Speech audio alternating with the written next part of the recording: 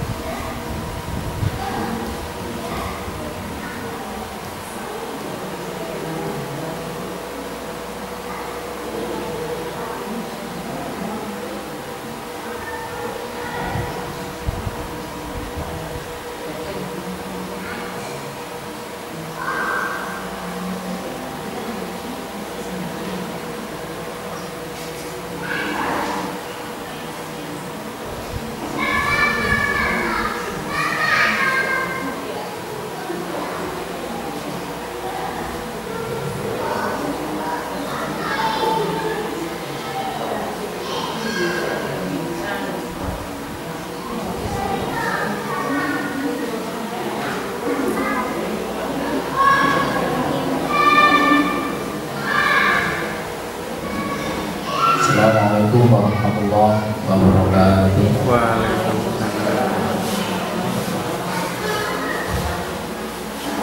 Alhamdulillah.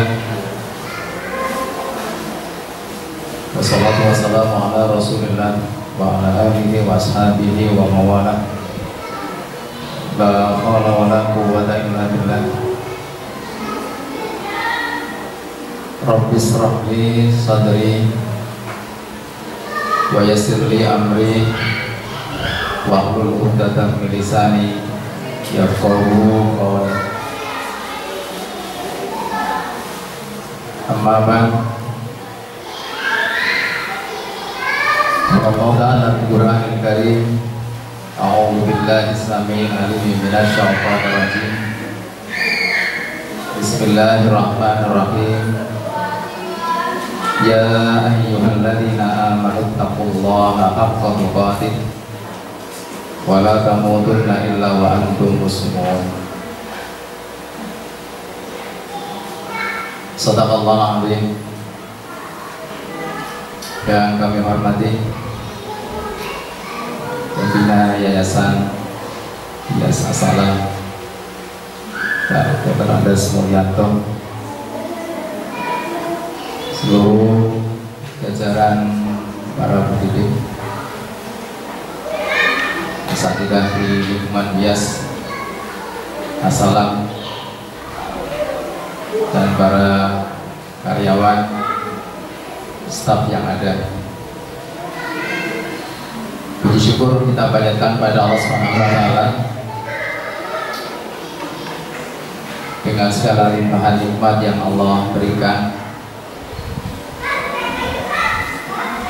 dan mudah-mudahan Allah senantiasa membantu menolong kita agar menjadi orang yang pandai bersyukur, dan mudah-mudahan dengan rasa syukur itu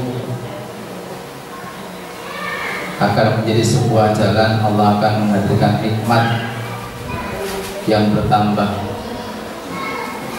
Dengan sebab rasa syukur kita, mudah-mudahan Allah akan menghadirkan rezeki yang masih ada di sisinya, Dan mudah-mudahan dengan sebab rasa syukur kita, mudah-mudahan Allah senantiasa memberikan keberkahan dari setiap apapun yang Allah hadirkan di dalam kehidupan kita. Di samping nikmat yang membuat kita bersyukur,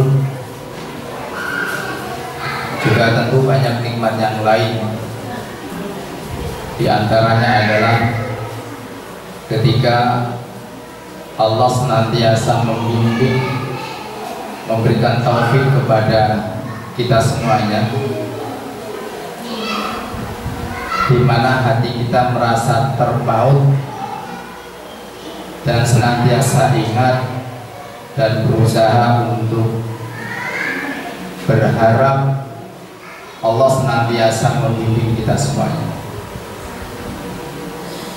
Kenapa hadirin? Karena sesungguhnya kehidupan kita ini kehidupan yang pastinya akan diliputi dengan ujian, dengan masalah, dengan cobaan. Cuma kalau misalnya saya tanya, ujian yang terberat itu lebih berat setan berwujud jin atau setan berwujud manusia?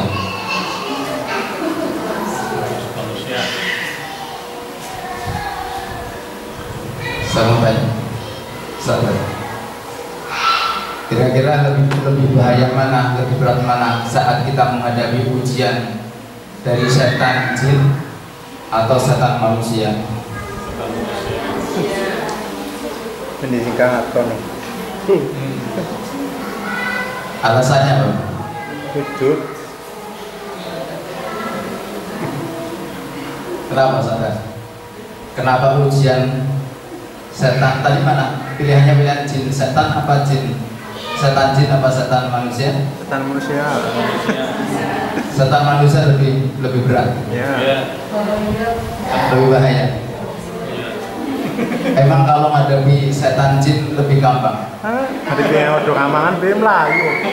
Pakai doa makan lari dia. Makanya saat ini cukup doa yang paling ampuh adalah doa makan. Allahumma barik lana fima razaqtana. Melayu. Insya Allah setannya khawatir kalau nanti kita makan. Itu artinya setan saja dimakan, apalagi yang lain gitu ya. Maka kita bisa melihat bahwa ternyata memang ujian yang terbesar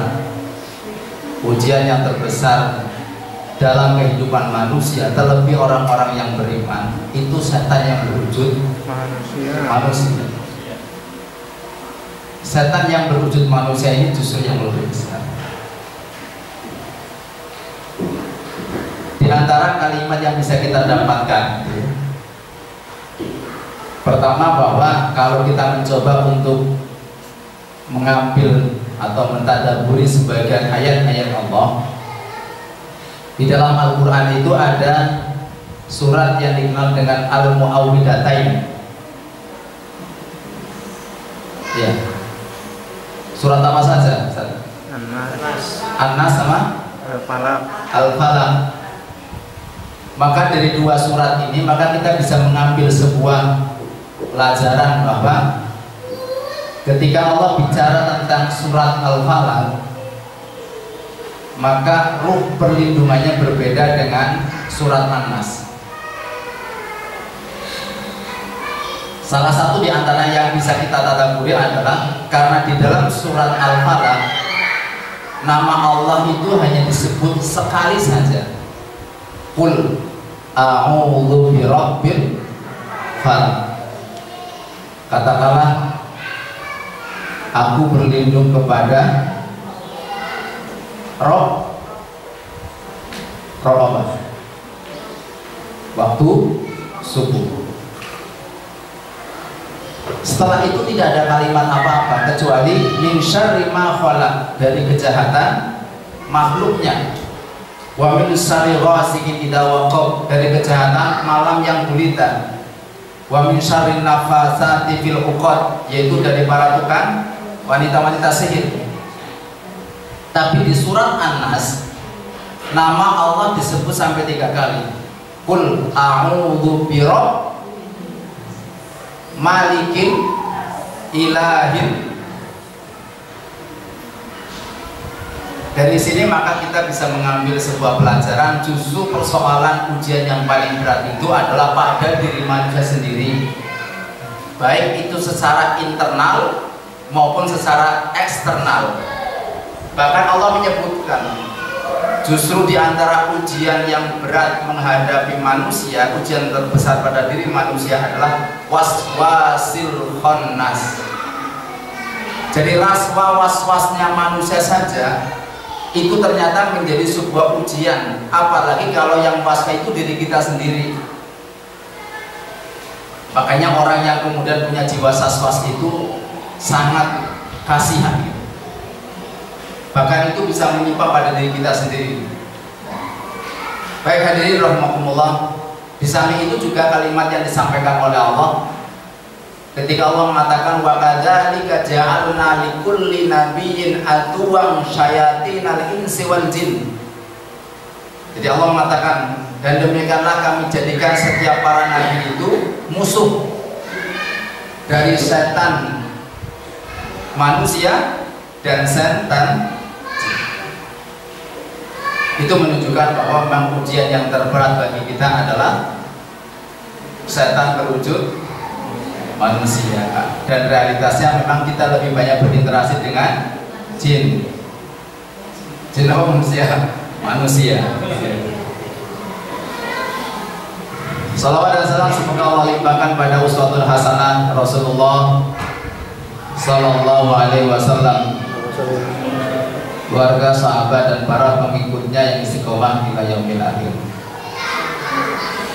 Hadirin kaum muslimin hafizakumullah.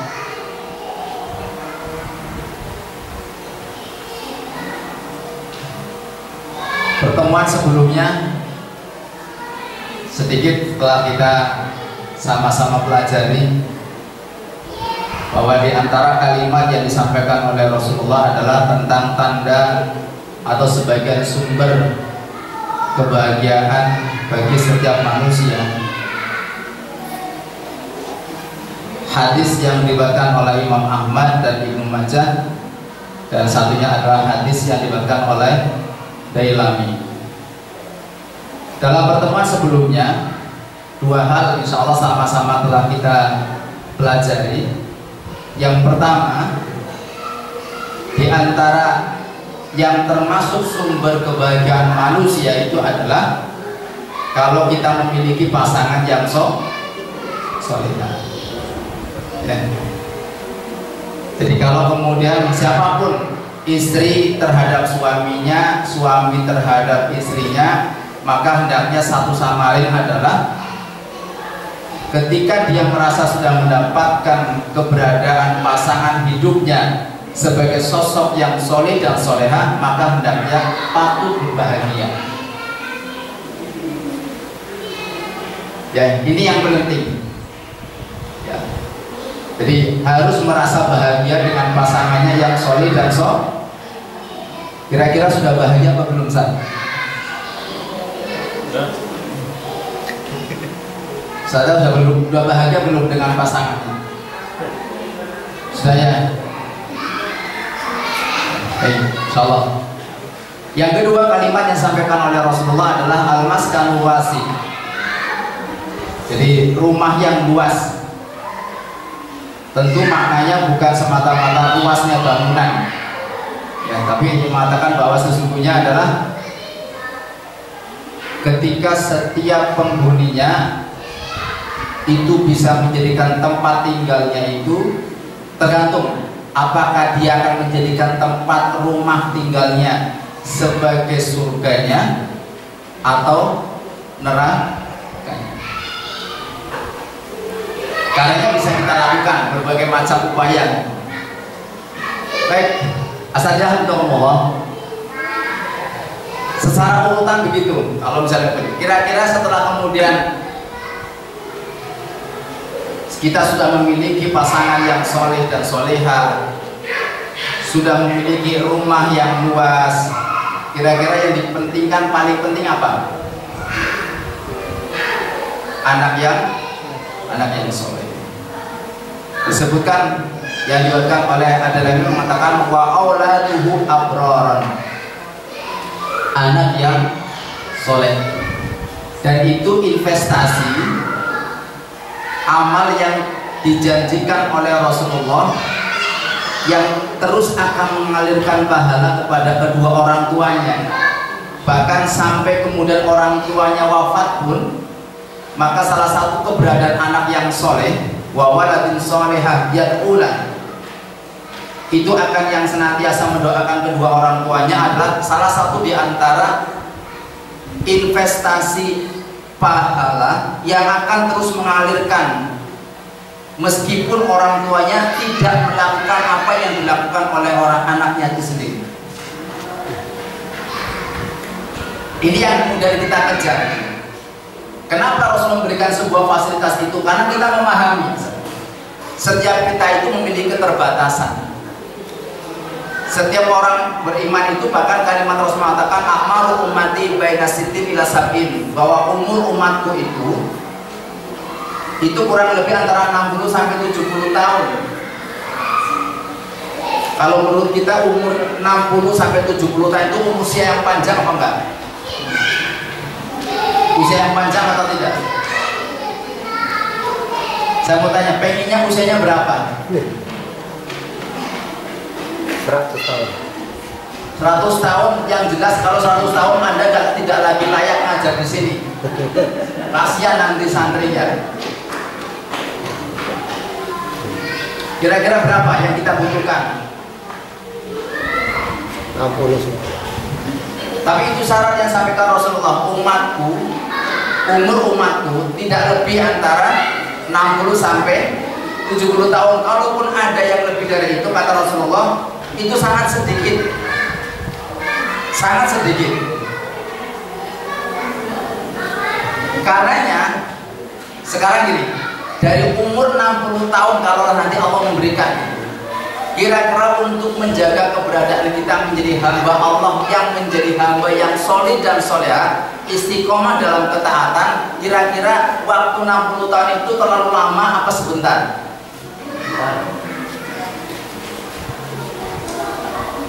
Gimana Ustaz? Bentar. Kalau kita menjadi hamba Allah yang istiqomah dalam ketaatan, untuk bisa istiqomah, untuk menjadi hamba Allah yang senantiasa taat itu, waktu 60 tahun itu lama apa sebentar? Bukan hidup, saya bilangnya adalah menjadi hamba Allah yang senantiasa taat dan istiqomah dalam ketaatan. Itu berat apa mudah? Berat. Berat ya? Berat. Karena ada sebuah keterangan disampaikan bahwa ketika Nabi Nuh alaihissalam kemudian mendapati ada seorang ibu yang sedang menangis karena kematian anaknya itu, dia menangis. Maka Nabi Nuh kemudian menyampaikan bahwa sesungguhnya kelak di akhir zaman ada umat yang umurnya antara 60 tahun sampai 70 tahun. Itu yang dimaksud adalah umatnya Rasulullah SAW, umatnya sekarang kita ini. Apa kalimat ibu itu mengatakan? Kalau saja aku hidup di zaman itu, maka usiaku yang 60 sampai 70 tahun akan aku jadikan sebagai sarana untuk sujud kepada Allah. Itu seolah-olah mereka mengatakan ini, kalau umurku cuma 60 tahun, 70 tahun, mudah bagiku menjadi hamba Allah yang taat. Tapi sekarang pertanyaannya buat kita, realitasnya kira-kira menjadi hamba Allah yang taat dalam waktu sampai 60 tahun gampang apa susah? Susah ya.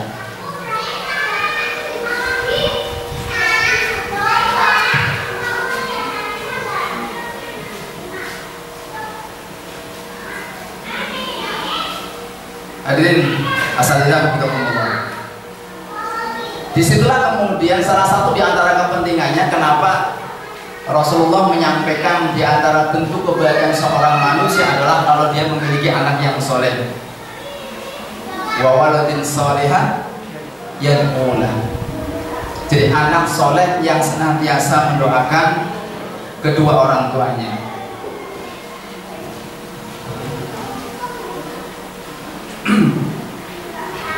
ada satu doa di antara doa yang kita minta kepada Allah Subhanahu wa taala, itu doanya masyhur. Allah sampaikan dalam surat Al-Furqan. Kalau nggak salah ayatnya 74. Rabbana hablana min azwajina wa dzurriyyatina qurrata a'yun waj'alna lil muttaqina imama.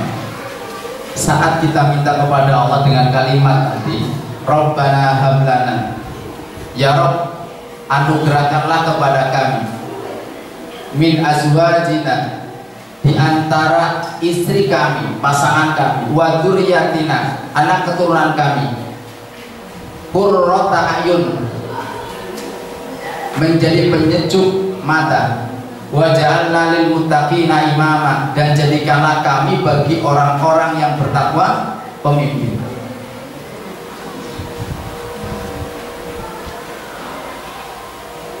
Yang menjadi pertanyaan gini, apa sebenarnya yang kita inginkan dengan doa ini? Apa sebenarnya yang kita inginkan dari doa ini? Saat kita minta kepada Allah dengan kalimat Rabbana hablana min azwajina wa dzurriyyatina qurrata a'yun, yang kita minta sesungguhnya apa? Kenapa Ustaz?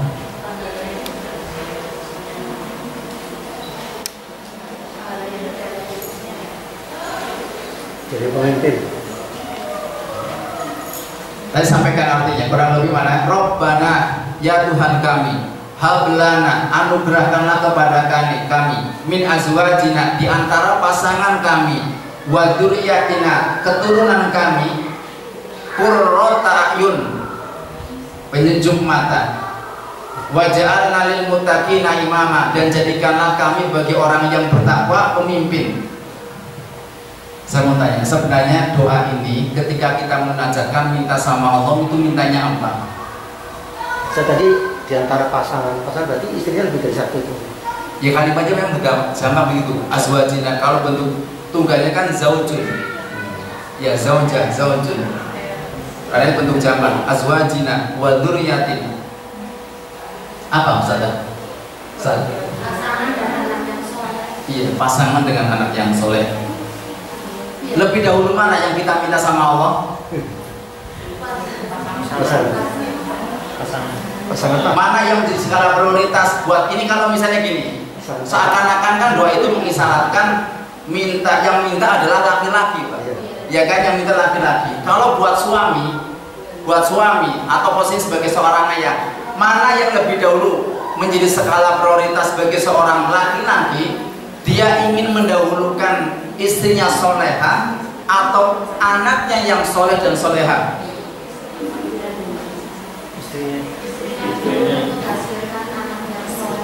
Begitu. Emang kalau kemudian istrinya nggak soleha, nggak bisa jadi anak yang soleh dan soleha? Ada nggak? Bisa nggak kalau kemudian suaminya soleh, istrinya kemudian toleha? Lawan dari soleh kan toleha. Bisa nggak menjadi anak yang soleh? Sulit. Bisa tapi sulit. Ya tentu hidayah itu ada, tentu wilayah Allah Subhanahu wa taala, tapi dari ikhtiar manusia. Sekarang gini, saya sampaikan saja. Misalnya mohon diperhatikan. Mengapa Ismail alaihissalam saat didatangi oleh bapaknya Ibrahim alaihissalam mau dibunuh itu nurut, tapi Nabi Nuh alaihissalam saat kemudian memanggil anaknya, ya bunayya irkam ma'ana wala takum ma'al kafirin, wahai anakku yang kusayangi, naiklah bersama kami, jangan kamu bersama dengan orang-orang kafir. Padahal anaknya kafir, tapi kenapa nggak nurut? Coba saya tanya, Ismail didatangi bapaknya mau dibunuh, nurut. Kalimatnya kan memang dibunuh ya Pak, ada sebelah itu. Sementara Kan'an diajak untuk selamat naik ke kapal, nggak nurut. Karena pasangannya soleh. Siapa itu yang soleha? Istri. Hajar itu soleha. Hajar soleha. Bentuk kesolehannya seorang Hajar itu gambarnya apa? Sampai sampai kemudian Ismail yang jarang dikunjungi oleh bapaknya itu kok nurut ketika mau disembelih. Lalu berarti anaknya Nabi Nuh tidak soleh, istrinya tidak kesolehannya dalam masalah apa? Siapa yang membakar?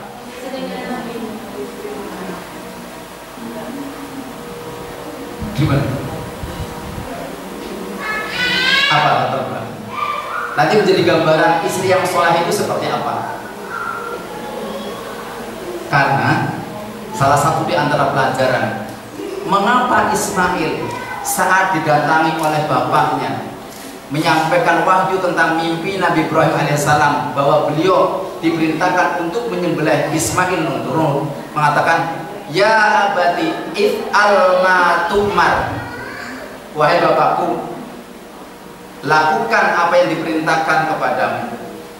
Kenapa? Sementara kemudian Kan'an, kata Allah sebut begitu, saat ditawari bapaknya Nabi Nuh untuk kemudian diajak selamat dari banjir yang akan melulantarkan seluruh alam kehidupan itu, tidak mau.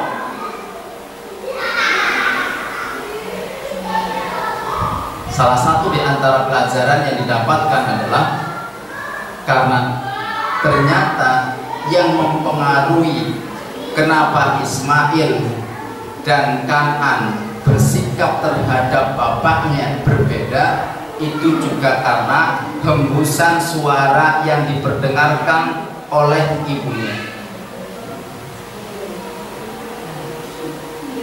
Apa hembusannya? Ismail mendapatkan kabar bapaknya itu dari ibunya tentang kebaikannya, tentang tanggung jawabnya sebagai orang mulia, orang yang bertanggung jawab. Maka meskipun jarang ditemui, begitu datang kemudian Nabi Ismail langsung menuruti perintahnya. Tapi meskipun Kan'an setiap hari sering bersama dengan bapaknya, tapi yang terdengar oleh telinganya dari ibunya adalah tentang keburukan tentang seorang suami, keburukan Nabi Nuh alaihissalam, dan untuk tidak mempercayainya. Kira-kira ruhnya apa? Ruhnya apa? Ruhnya adalah mestinya seorang ibu, apapun persoalan yang dihadapi dengan suaminya, maka tolong tidak diperdengarkan kepada anak-anaknya. Ada nggak anak yang berani sama bapaknya? Ada nggak? Ada. Itu kira-kira niru siapa?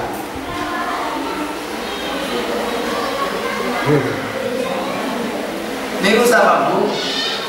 Mana ini gitu? Karena nggak mungkin, Pak, ada anak itu.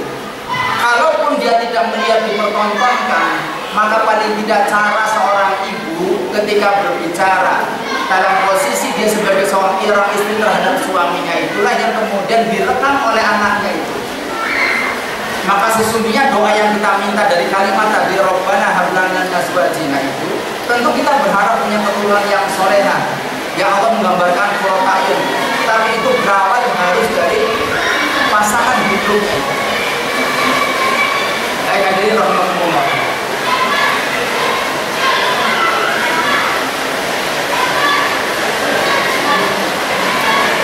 Sehingga kemudian yang perlu kemudian kita lakukan adalah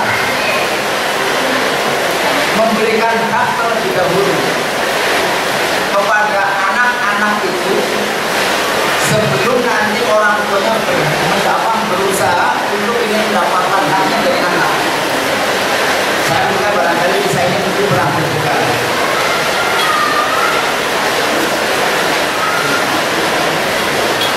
Satu saat Umar bin Khattab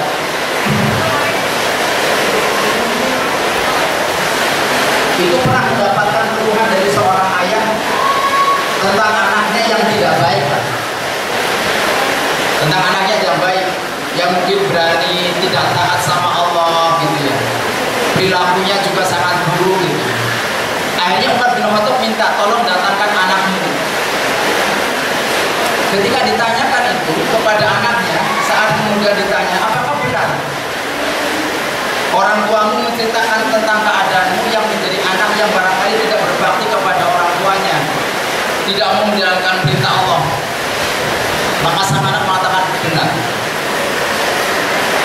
Sampai kemudian anak ini mengatakan, wahai Amirul Mukminin, apakah sang anak juga punya hak tuanya?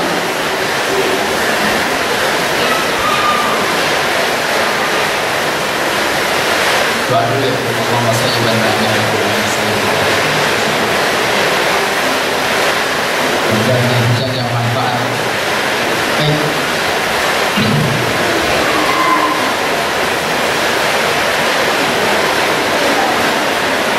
Maka kemudian Umar menyampaikan ada hak anak yang harusnya didapatkan dari orang tuanya.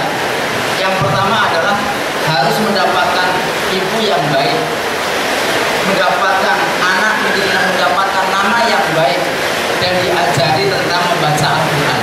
Kata sang anak mengatakan, aku tidak mendapatkan itu dari bapak. Maka sang kemudian Umar mengatakan, sesungguhnya kamu telah berharga kepada anakmu sebelum anakmu berharga kepada. Baik, kasatidah alhamdulillah. Jadi anak yang berbakti, cuma ini tentang baktinya seorang anak kepada orang tua. Ternyata Allah Subhanahu wa taala memiliki cara yang indah.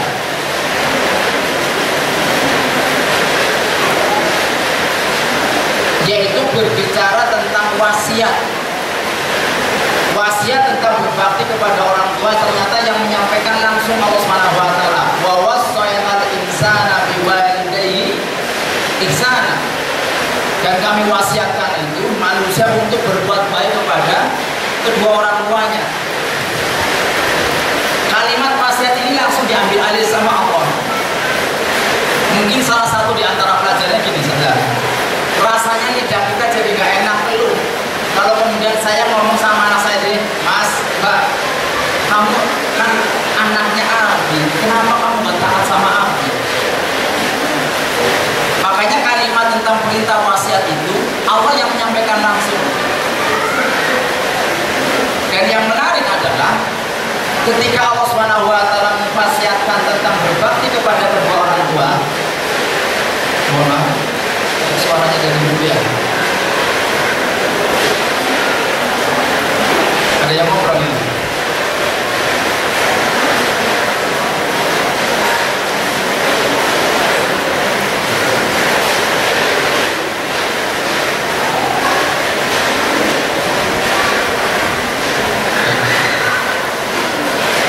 Saja. Ya.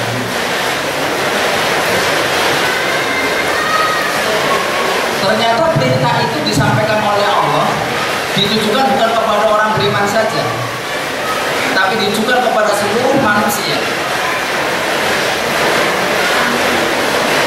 Karenanya kemudian bisa kita ambil sebuah pelajaran bahwa urusan berbakti kepada orang tua itu ternyata bukan kewajiban bagi orang-orang yang beriman saja, tapi kewajiban setiap manusia. Dan pasti Allah akan memberikan penghargaan yang terbaik kepada anak yang berbakti kepada orang tuanya, meskipun dia kafir. Tentu Allah akan membalasnya ketika di dunia. Ada satu kisah misalnya, ketika Allah Subhanahu wa taala berfirman, wa wassaynal insana biwalidayhi ihsana, adalah salah satu di antara sahabat Rasulullah SAW yang namanya Sa'ad bin Abi Waqqas. Sa'ad bin Abi Waqqas. Di awal-awal kemudian Sa'ad bin Abi Waqqas itu masuk Islam. Ini Sa'ad sangat dikenal sebagai sosok anak yang sangat berbakti kepada ibunya. Sangat berbakti. Ibunya sangat sayang. Sa'ad bin Abi Waqqas itu sangat berbakti. Ketika oleh ibunya didengar bahwa anaknya Sa'ad bin Waqqas itu masuk Islam radhiyallahu anhu, maka ibunya mengancam. Ancamannya nggak tanggung-tanggung. Ancamannya adalah agar dia mau keluar dari ajaran yang telah diikuti. Artinya ibunya meminta kepada Sa'ad bin Abi Waqqas untuk murtad dari ajaran Rasulullah SAW. Sampai kemudian mengancam. Apa ancamannya? Mengatakan, demi Allah, aku tidak akan pernah makan. Kalau kita gini, kalau kita misalnya dihadapkan situasi seperti itu, kita akan nurut ibunya, orang tua kita, atau berpegang teguh dalam kebaikan.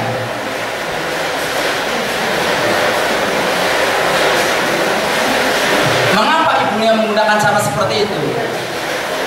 Kalau bahasanya gini, agar Sa'ad bin Abi Waqqas itu perasaannya merasa terdesak. Karena kalau sampai ibunya mati, maka tentu masyarakat Makkah akan mencaci dia bahwa dialah sumber penyebab kenapa ibunya meninggal dunia.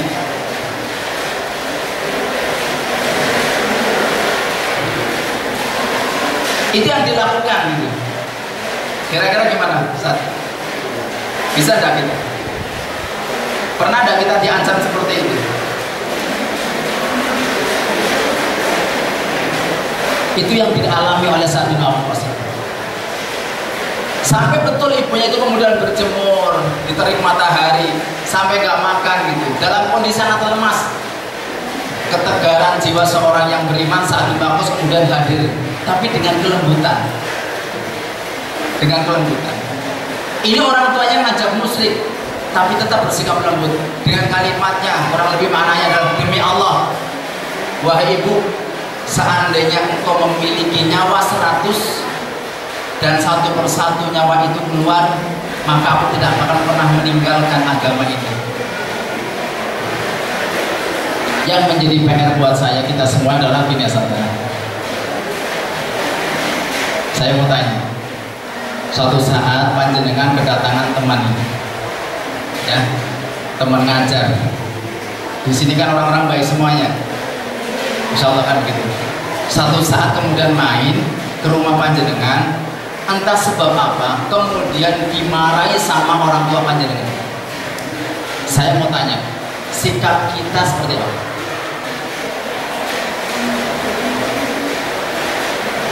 Kira-kira kita marah nggak sama orang tua kita? Bisa? Marah nggak kira-kira? Pokoknya tak tahu sebabnya, tiba-tiba kemudian orang tua itu marahi tamu kita, teman kita, teman ngajar, dan orang baik. Pokoknya ada nggak tahu sebabnya itu marah, dimarahin. Saya mau tanya, kira-kira saya dan panjenengan bisa nggak tetap bersikap baik dengan ucapan kepada ibu kita, kepada orang tua kita?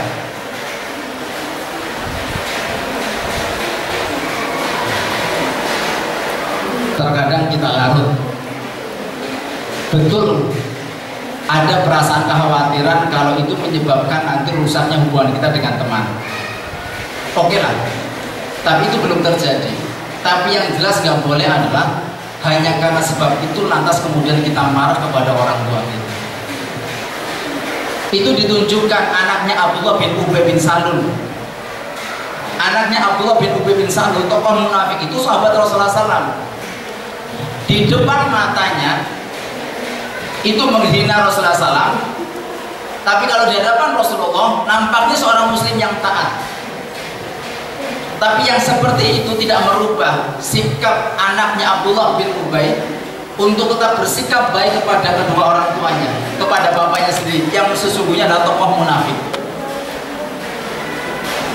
Asatidzah hafizakumullah, ini yang ketiga, anak yang soleh, dan mudah-mudahan anak kita ini bukan sekedar menjadi silsilah nasab, tapi mudah-mudahan dia adalah mata rantai dari kebaikan yang terus mengalirkan kebaikan itu sampai kita nggak tahu kapanpun.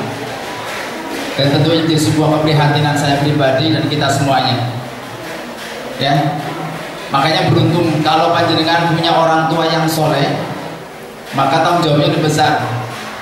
Karena panjenengan harus menjadi mata rantai yang akan terus memutarkan agar kebaikan orang tua kita itu terus berputar sampai kemudian keturunan kita, sampai terus begitu. Tapi kalau memang ternyata Allah belum berikan itu, maka mulailah membuat mata rantai kebaikan itu dimulai dari kita sendiri. Kalau ibaratnya sebuah pohon, kalau misalnya Allah memberikan kesempatan kita tumbuh dari akar yang sudah baik, maka mudah-mudahan bisa melahirkan cabang-cabang dan ranting yang baik. Tapi kalau ternyata kita bukan dari akar yang baik, maka mudah-mudahan kita menjadi awal akar yang baik sehingga akan tumbuh batang, cabang, ranting dan pohon-pohon yang baik. Asadahumullah. Kemudian diantaranya adalah teman yang baik. Disampaikan kalimatnya adalah wa hulaqa'uhu sholihin. Teman itu ada teman dekat, ada teman sejawat yang sering kita kenal dengan nama shahib. Ada satu pasti ya, sampai Rasulullah pernah memberikan sebuah perumpamaan teman yang baik itu seperti gambaran orang yang penjual minyak wangi dan satunya adalah tukang pandai besi.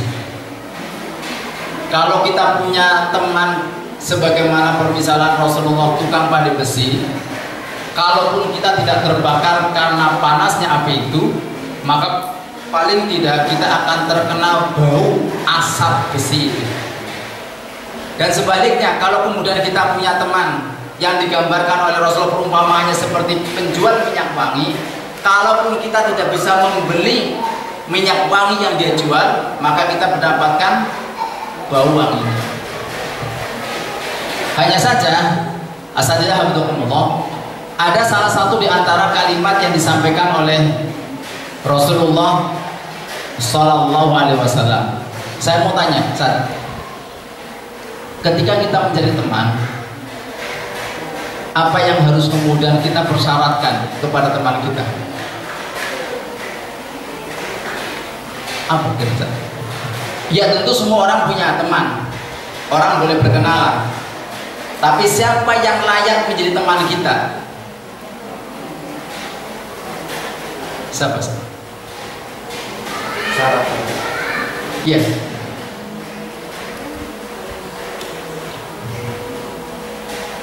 Apa saudara?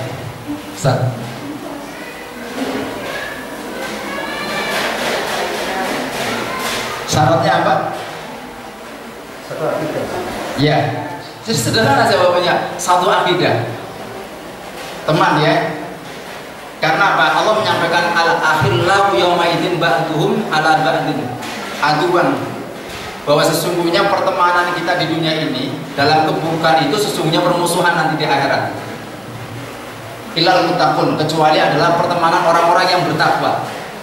Nah, hanya saja kriterianya apa sih untuk mengukur bahwa teman kita itu baik? Tentu dia beriman. Ada salah satu di antara kalimat disampaikan oleh Rasulullah yang membuat kadang-kadang kita nggak pernah mengira. Kata Rasul begini, la tusahib illa mu'minan wa la ya'kulu ta'amaka illa taqi. Kata Rasul begini, saudara, janganlah bersahabat kecuali dengan orang beriman, dan janganlah makan makananmu kecuali dengan orang yang bertakwa. Saudara, di awal Rasulullah memberikan satu panduan. Ternyata kalau kita mau beriman, mau berteman dengan seseorang, maka syaratnya dia beriman kepada Allah. Oke, it's okay. Tapi ternyata kalimat berikutnya itu mengisyaratkan bahwa kriteria orang yang beriman itu salah satunya, karena ini adabnya pergaulan, maka ukurannya adalah dilihat dia dari cara makannya.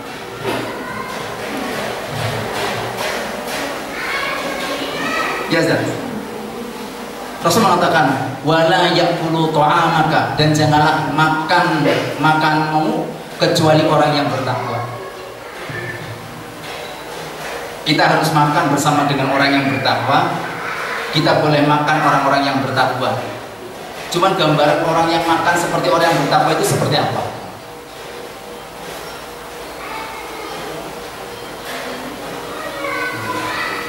Satu, apa sadar? Saya mengatakan gini, boleh jadi sekarang ini persoalan ini yang banyak dilupakan oleh umat Islam. Orang sederhana, urusan makan dianggap sederhana. Apa kesederhanaannya sesungguhnya dosa? Apa San? Ya, salah satunya gitu. Dia memamerkan makanannya kepada orang lain. Pernah enggak San? Makanan kita foto, lantas kita share. Padahal Rasul mengatakan, ya Abadar, idza tabakhta maraqah fa'aksir ma'aha. Wahai Abu Dar, jika kau masak yang berkuah, maka perbanyaklah airnya. Kemudian kau lihat tetangganya. Untuk apa? Karena masakan yang berkuah itu menimbulkan bau. Sehingga siapapun yang kena baunya dari masakan kita, itu jangan sampai ada fitnah. Karenanya Rasul mengatakan, dihitung tetanggamu dan diberikan. Padahal itu belum tentu wujudnya dari rumah kita. Jadi tentu yang alamatnya adalah kepada yang masak. Lalu bagaimana lantas sekarang misalnya orang menyakiti saudaranya dengan posting makanan yang enak, dia tidak ngasih. Sedunia. Itu merasa dosa nggak? Nggak merasa. Nggak merasa kan?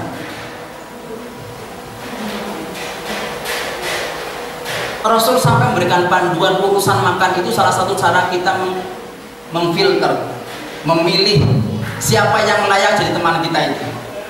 Salah satunya adalah teman harusnya ini, teman kita adalah orang yang tidak sering menyakiti saudaranya dalam urusan makan. Di antaranya nggak suka posting. Satu udah. Yang kedua, dalam urusan makan masalah yang ada kita kira apa? Yang dimakan. Oke lah kita anggap halal saat sudah selesai, mungkin nggak toyib mungkin lah, itu mungkin sangat selektif. Saya bilang nggak habis. Sadar nggak? Sadar? Sering minum dengan gelas aqua tidak habis. Itu akhlak seorang mutakin bukan? Berapa banyak ketika kondangan, berapa banyak ketika ada kumpulan orang minum dengan gelas aqua sekalipun itu nggak habis. Oke, nggak habis nggak apa-apa. Tapi persoalannya kemudian sisanya dikemanakan? Pernah nggak kita merasa bahwa itu sebagai sebuah dosa yang besar?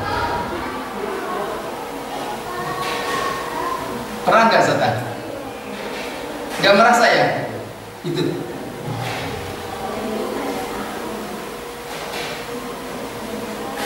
Padahal Rasulullah mengatakan, di antara kalimat disampaikan Rasulullah menggunakan innallaha kariha, sesungguhnya Allah benci. Langsung kalimatnya, tidak dengan kalimat basa-basi. Karena ada kalimat innallaha la yuhibbu. La yuhibbu itu artinya tidak suka. Mestinya cukup kalau kalimatnya itu datang dari Allah. Tapi Allah Rasul mengatakan innallaha kariha. Salah satunya adalah di antara adalah mereka yang menyanyiakan harta. Menyanyiakan harta itu adalah bukan saja mubadir, tapi pemborosan. Kita jangankan boros merasa itu sebagai sebuah dosa, bahkan mubadir pun tidak merasa dosa. Pernah ketika kondangan ambil prasmanan terus ambil gak habis? Pernah nggak? Pernah. Silakan diulangi lagi ya.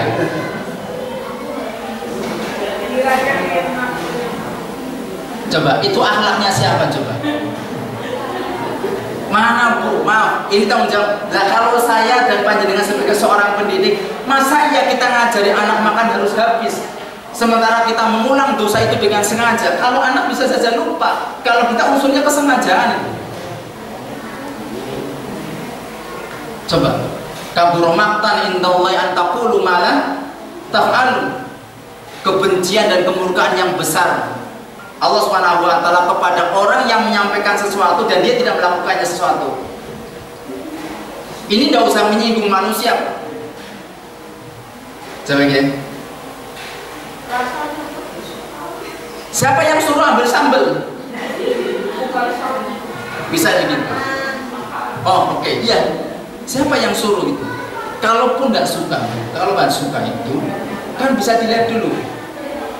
Terus makanan, maka ini memang saya bilang ngomong sama ngomong istri. Orang sekarang jualan nggak bersahabat banget dengan orang-orang yang nggak suka pedas. Hampir semua makanan pedas, sampai daging pedas. Ya enggak? Ada nggak itu? Mie pedas. Kalau seblak sudah. Ada nggak? Ada yang kerupuk aja pedas. Jadi sampai nggak bersahabat banget dengan orang-orang yang tidak suka pedas itu. Padahal itu kalau menurut saya gambaran kompador orang pintar masak yang makanannya pedas. Nanti saya ngasih challenge. Bisa enggak seorang ibu masak sedap apalagi enak tanpa pedas? Dicoba. Itu tantangan dari saya. Silakan nanti kalau hasilnya dirasakan buat teman-teman. Kira-kira komentarnya apa? Kalau teman-teman tahu kasih komentar, sayang ya, hanya rasanya kurang. Nah, itu berarti itu. Baik, kembali. Rasulullah memberikan salah satu di antara panduan itu adalah ternyata salah satu ukurannya adalah kualitas makan kita. Jauh dari itulah pembadiran. Oke, kita kadang merasa sampai saat. Bukankah Rasulullah SAW mengajari kepada kita gini? Kalau makan saja, itu Rasul pernah ngajari. Dan ini temanya ternyata urusan pendidikan anak sekolah. Bukan anak sekolah, bilang anak usia belum balik. Jadi kalau saya panjenengan kok cara makannya itu masih dianggap usia belum balik. Mohon maaf ya saudara, kalau saya ngomong begitu ya. Kenapa? Karena Rasulullah ketika memberikan urusan makanan yang baik itu kepada anak kecil. Anaknya Ummu Salam. Ya Hulam, panggilnya Hulam. Ya Hulam itu bukan balik ya saudara. Usia paling 8 tahun, 9 tahun ya. Ya Hulam, Samillah. Bacalah basmalah. Kul biyamini, makanlah dengan kanan. Kul mimma yalik, makanlah yang terdekat. Itu ternyata kurikulum pendidikan Rasulullah SAW diberikan kepada anak SD. Jadi kalau makan kok ada seorang orang tua kita kok nggak membaca basmalah, kemudian makannya tidak dengan tangan kanan, yang ketiga celandakan, apa yang di depannya tidak diambil tapi jukute sing adok, berarti harus direview kembali. Sekolah SD lagi. Dan Rasulullah ngajari Bapak Ibu, termasuk barangkali ibu-ibu atau kami lah para suami itu, apa? Kalau ngambil makanan bu dari pinggir gitu. Saya mau tanya, Bu, kalau ngambil sayur itu dari tengah apa dikodok-kodok di situ? Obok-obok. Oke lah kalau dalam rangka itu, ambil nasinya saja lah, saya ambil nasi. Ketika ambil nasi, ambilnya yang di pinggir, nempel dengan tembaga magicom atau yang di tengah. Nah, itu sampai dilarang, jangan. Rasulullah mengatakan dari pinggir dulu. Dari pinggir dulu itu makan. Kering ya? Ya nggak apa-apa. Korpornya nembeteng yang modelnya insyaallah lembek sendiri gitu. Itu salah satu contoh saja. Salah satu contoh. Bahkan mungkin sekian belasan tahun lah saya pernah mendapatkan satu apa ya, ibadah yang luar biasa dari seorang ustadz yang mengatakan. Dia pernah cerita bahwa di antara ulama-ulama itu kemudian menilai orang-orang yang berilmu di kalangan kita itu jelek dalam urusan makanan. Kenapa? Salah satu di antara potretnya dilihat cara ngambilnya. Rata-rata anggar ngambil pendeleng si gede ndi. Senajan seneng nduwur wis anak, jupute sing ngisor dikodak disit, diwolak-walik. Saya mau tanya, termasuk ulah saya lah. kita kalau beli gorengan milih apa enggak? Milih. Sini nurut ini. Iya. Yang atas biasanya Saya bilang kalau urusannya ngambilnya di mak bisa nggak pakainya pada? Pakai ini pakai garam bisa nggak? Bisa. Bisa cabai tidak pakai cabai bisa ya? Kenapa harus milih coba? Kira-kira memang yang jual sengaja memang besar kecil atau memang sengaja membedakan? Kan pada ya Pak, ukuran tempenya sama kan ya? Sama apa enggak? Yang beda hanya gelembungannya kan gitu ya? Iya. Kenapa harus milih? kosong. Alasan boleh saja lah. Iya. Alasan boleh saja. Balil insanu ala nafsi basiro. Walau alqamadirah. Manusia itu boleh beralasan apa-apa, tapi sesungguhnya hatinya mengakui, ya yang milih mas. Padahal yang dipilih sama. Yakin yang jual tempe itu satu batang ini ukurannya sama apa enggak? Sama. Ada kan cuma dalam tipis karotnya berarti tipis tadi situ tuh neo. Ya nggak mungkin juga. Itu contoh pilih saja kayak gitu. Rasul menyampaikan itu kalau makan itu baca basmalah. Yang kedua makan dengan tangan kanan. Hatta panjenengan ustazah maaf makan bakso terus kerupuknya di tangan kiri jangan langsung makan. Atau makan sate satu ngambil nasinya terus makan satenya dengan cara nyikut gitu. Tangan. Yang ketiga mimayali yang terdekat. Ispoker rezeki orang ngerti. Si penting berkah. Si primen cat nyumpan mangan bareng-bareng jebule ngarepe nyong tahu goreng tok. Dagingnya nang kanak. Ya sudah, mudah-mudahan sing ngarepe daging ngerti nanti keliling nake kemana kayak Misalnya nggak ngerti misalnya. biasanya orang ngerti. Main orang keruh gitu ya. Kalau Tadi- itu berarti kan hanya persoalan adat aja, bukan persoalan dosa. Iya, tapi itu salah satu di antara kualitas seseorang itu karena menyangkut perilaku. Jadi Rasulullah sampai menempatkan kualitas keimanan seseorang itu bukan pada ibadahnya. Termasuk justru yang paling penting adalah dalam kehidupan seorang mukmin dalam urusan tadi muamalah. Bahkan ini kebutuhan yang sifatnya mubah kan? Sifatnya mubah. Nah, kalau orang sudah misalnya masa bodoh dengan makan, yang penting saya punya makanan, suka aku makan, nggak suka aku buang. Mana akhlaknya? Kata Rasulullah, aku tidak pernah mencela makan apapun bentuk makannya. Pernah nggak kita mengomentari? Ustazah pernah nggak? Ustaz ngomentari, aja tuku bakso kana, bakso enak. Pernah kayak gitu? Nggak usah tertawa, nggak usah tertawa. Saya bertanya, itu kalau pertama dia menghina makanan, yang kedua coba kalau kalimat itu didengar sama penjualnya sakit atau enggak? Bukan. Jadi nggak boleh sudah. Ya bahwa kemudian kita makan, kemudian rasanya menurut kita nggak pas sudah, diam saja diam. Bahkan orang yang kita ajak, misalnya maaf, saya mau ngajak makan sama istri, saya masuk warung, makan bersama dengan menu yang sama, bahkan satu piring bersama. Kemudian begitu selesai, misalnya gitu, pasangan itu ngomong, ayo masakannya kayak kurang enak ya. Kira-kira saya harus komentar apa? Gimana? Kira-kira gimana Cok? Ustaz, kita komentar apa ya? Rasul mengatakan, aku tidak pernah mencela makanan. Kalau aku suka akan makan, kalau aku suka maka aku biarkan. Biarkan itu ada tidak makan atau diam. Karena kalau saya gini, habis dari warung, kemudian ngomong dulu warung bawah, itu termasuk mencela. Kalau urusan harga sih, ya barangkali memang jual. Makanya kalau tepuk mangan tak kondisi regane sih. Iya, maksudnya itu kan kecewa. Iya. Harga itu makanya harusnya kan tertulis gitu ya orang jual gitu. Makanya sayangnya orang jual nasi itu nggak ngomong, nggak jelaskan dulu kan gitu. Harusnya ada tulisan sate sakodi misalnya sewidak, tentu sing betul bangkrut. Wong sakon itu sewidak, sakon dia 20. Ya gitu kan.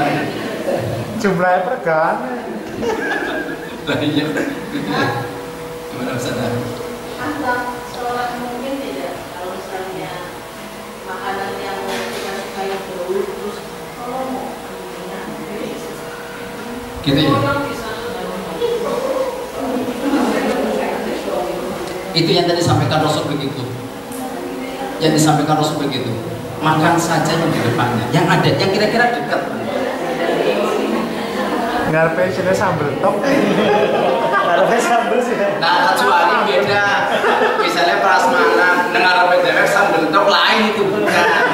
Maksudnya adalah tentu adalah ketika itu bukan bagian yang akan kita nikmati bersama.